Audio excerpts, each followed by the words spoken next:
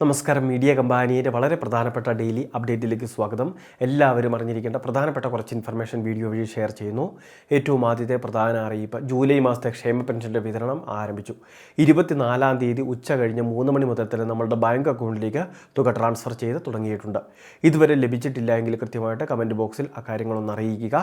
നമുക്ക് എല്ലാവർക്കും തന്നെ വിതരണത്തിനാവശ്യമായിട്ടുള്ള തുക 1095 കോടിയോളം രൂപയാണ് സംസ്ഥാന സർക്കാർ അനുവദിച്ചത്. നിലവിൽ 25-ന് ശേഷമൊക്കെ വിതരണം ആരംഭിക്കുന്ന രീതിയിലായിരുന്നു മുൻപൊക്കെ ഉത്തരവുകൾ വന്നിരുന്നത്.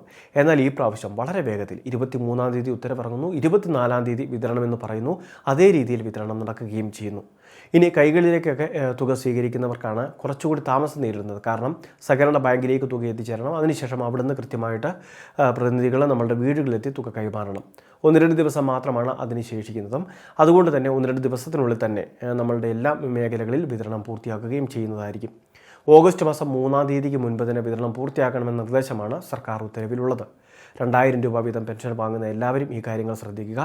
ഇനി കേന്ദ്രവിഹിതം കുറഞ്ഞു വന്നിട്ടുള്ളവർക്ക് കേന്ദ്രവിഹിതവും വളരെ വൈകാതെ അക്കൗണ്ടിലേക്ക് ക്രെഡിറ്റ് ആവും. കേന്ദ്രവിഹിതം വന്നിട്ടുണ്ടെങ്കിൽ ആ കാര്യങ്ങൾ കൂടി കമൻറ്റ് ബോക്സിൽ അറിയിച്ചാൽ മറ്റ് കേന്ദ്രവിഹിതം വാങ്ങുന്നവർക്ക്, ഇതുവരെ കിട്ടാത്തവർക്ക് അത് പ്രതീക്ഷകൾ നൽകും. അപ്പോൾ ഈ ധനസഹായങ്ങൾ കൃത്യമായിട്ട് വാങ്ങുന്നവർക്കുള്ള മസ്റ്ററിങ് നടന്നുകൊണ്ടിരിക്കുകയാണ്. സെപ്റ്റംബർ മാസം 30-ാം തീയതി വരെ മസ്റ്ററിങ് ചെയ്യാനുള്ള സമയമുണ്ട്. അതുകൊണ്ട് തിരക്കുണ്ടാക്കേണ്ട ആവശ്യമില്ല.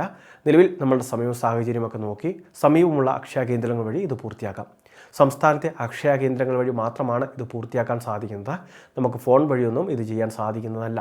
നേരിട്ട് ഗുണഭോക്താവ് എത്തിച്ചെയ്യുകയോ, ഇനി കിടപ്പ് രോഗികളോ അല്ലെങ്കിൽ മറ്റ് എന്തെങ്കിലുമൊക്കെ വൈയായിക ഉള്ളവരൊക്കെ ആണെങ്കിൽ അങ്ങനെയുള്ളവരുടെ വിവരങ്ങൾ കൃത്യമായിട്ട് വാർഡ് മെമ്പറുടെ, കൗൺസിലറുടെ പക്കലോ അക്ഷയ കേന്ദ്രത്തിലോ അറിയിക്കണം. മേൽവിലാസം ഉൾപ്പെടെയുള്ള കാര്യങ്ങൾ കൃത്യമായിട്ട് പറഞ്ഞു കൊടുക്കുകയും ബന്ധപ്പെടാനുള്ള ഫോൺ നമ്പർ ഉൾപ്പെടെയുള്ള കാര്യങ്ങൾ കൊടുക്കുകയും വേണം. മസ്റ്ററിങ്ങിൻ്റെ 2-ാം ഘട്ടം ഹോം മസ്റ്ററിംഗ് ആണ്. ആ സമയത്ത് അക്ഷയ കേന്ദ്രത്തിലെ പ്രതിനിധി നമ്മളുടെ വീടുകളിലെത്തി ബയോമെട്രിക് മസ്റ്ററിങ് നിർവഹിക്കുന്നതായിരിക്കും. രണ്ടാമത്തെ മറ്റൊരു പ്രധാനപ്പെട്ട അറിയിപ്പ്, നമ്മളുടെ സംസ്ഥാനത്തെ കർഷകർക്കും അതോടൊപ്പം തന്നെ അസംഘടിത മേഖലയിൽ ജോലി ചെയ്യുന്നവർക്കും കേന്ദ്ര സർക്കാർ ഒരു പങ്കാളിത്ത പെൻഷൻ രീതിയിൽ നടപ്പിലാക്കുന്ന 2 പെൻഷൻ പദ്ധതികളുണ്ട്.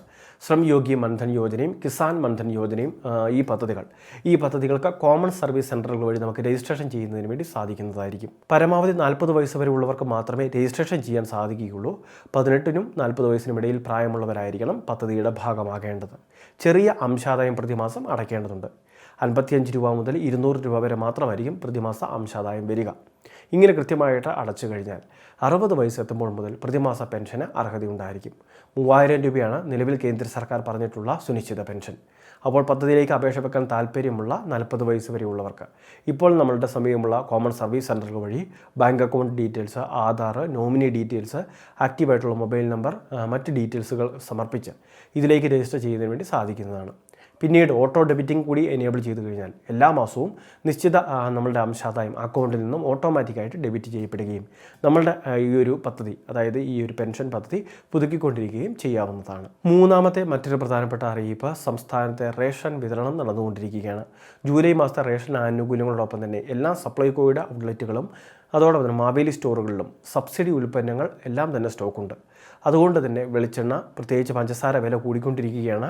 അതുകൊണ്ട് തന്നെ പഞ്ചസാര, മറ്റ് ധാന്യങ്ങൾ, പയർവർഗ്ഗങ്ങൾ, ഉഴുന്ന്, അങ്ങനെയുള്ള എല്ലാം തന്നെ നമുക്ക് സബ്സിഡി നിരക്കിൽ വാങ്ങാനുള്ള അവസരമാണുള്ളത്.